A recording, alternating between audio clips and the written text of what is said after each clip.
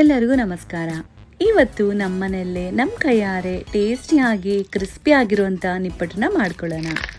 ಬನ್ನಿ ಇದು ಹೇಗೆ ಮಾಡೋದು ಅಂತ ನೋಡ್ಕೊಂಡು ಬರೋಣ. ಇಲ್ಲಿ ನಾನು ಅರ್ಧ ಕಪ್ ಆಗೋಷ್ಟು ಕಡಲೆ ಬೀಜನ ತೊಗೊಂಡಿದ್ದೀನಿ. ಇದು ಲೋ ಫ್ಲೇಮಲ್ಲಿ ಇಟ್ಕೊಂಡು ಈ ರೀತಿ ಫ್ರೈ ಮಾಡ್ಕೊಳ್ಳಿ.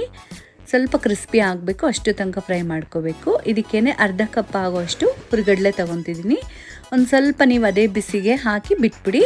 ಅಷ್ಟರಲ್ಲಿ ನಾವು ಒಂದು ಮಿಕ್ಸಿ ಜಾರಲ್ಲಿ ಒಂದು 10 ಒಣಮೆಣಸಿನ್ಕಾಯಿ, ಹಾಗೆ ಒಂದು 1/4 ಕಪ್ ಆಗೋಷ್ಟು ಕರಿಬೇವು, ಹಾಗೆ ನಾವು ಹುರಿದಿಟ್ಕೊಂಡಿರುವಂಥ ಕಡಲೆ ಬೀಜ ಹುರಿಗಡಲೆನ ಸೇರಿಸ್ಕೊಂಡು ಮಿಕ್ಸಿ ಮಾಡ್ಕೊಳ್ಳಿ. ಒಂದು ಸ್ವಲ್ಪ ಕೋರ್ಸ್ ಪೌಡ್ರ್ ಮಾಡ್ಕೊಳ್ಳಿ.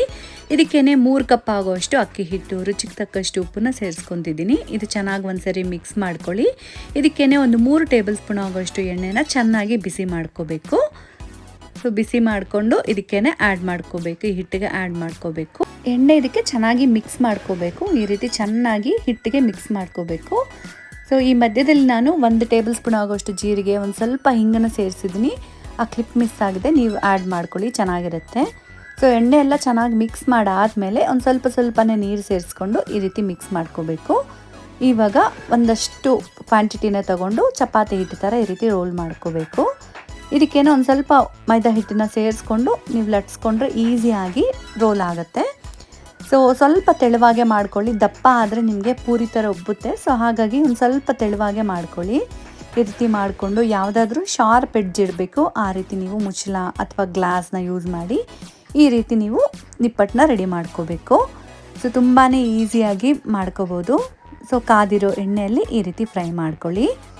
ಸೊ ಈ ಮುಚ್ಚಳ ಸ್ವಲ್ಪ ಶಾರ್ಪ್ ಎಡ್ಜ್ ಇರಲಿಲ್ಲ, ಸೊ ಹಾಗಾಗಿ ನಾನಿಲ್ಲಿ ಗ್ಲಾಸಿಂದ ಟ್ರೈ ಮಾಡ್ತಿದ್ದೀನಿ. ಶಾರ್ಪ್ ಎಡ್ಜ್ ಇರೋವಂಥ ಗ್ಲಾಸು, ಸೊ ಈಸಿಯಾಗಿ ಬಂದುಬಿಡುತ್ತೆ. ಸೊ ನೋಡ್ತಿದ್ರಲ್ಲ ಈ ರೀತಿ. ಸೊ ಗ್ಲಾಸಿಂದ ಈ ರೀತಿ ಮಾಡಿಕೊಂಡ್ರೆ ನಿಮಗೆ ಎಲ್ಲ ನಿಪ್ಪಟ್ಟು ಒಂದೇ ಸೈಜಲ್ಲಿರುತ್ತೆ. ನೋಡೋಕ್ಕೂ ತಿನ್ನೋಕ್ಕೂ ಕೂಡ ತುಂಬಾ ಟೇಸ್ಟಿಯಾಗಿರುತ್ತೆ. ಸೊ ಅಷ್ಟೇ, ಈ ರೀತಿ ಮೀಡಿಯಮ್ ಫ್ಲೇಮಲ್ಲಿ ಇಟ್ಕೊಂಡು ಫ್ರೈ ಮಾಡ್ಕೊಳ್ಳಿ. ಸ್ವಲ್ಪ ಗೋಲ್ಡನ್ ಕಲರ್ ಬರೋ ತನಕನೂ ಫ್ರೈ ಮಾಡ್ಕೊಳ್ಳಿ. ಅಷ್ಟೇ, ಟೇಸ್ಟಿಯಾಗಿರೋಂಥ ನಿಪ್ಪಟ್ಟು ರೆಡಿ. ನೀವು ಕೂಡ ಟ್ರೈ ಮಾಡಿ. ಇಷ್ಟ ಆದರೆ ಲೈಕ್ ಮಾಡಿ, ಶೇರ್ ಮಾಡಿ. Thank you.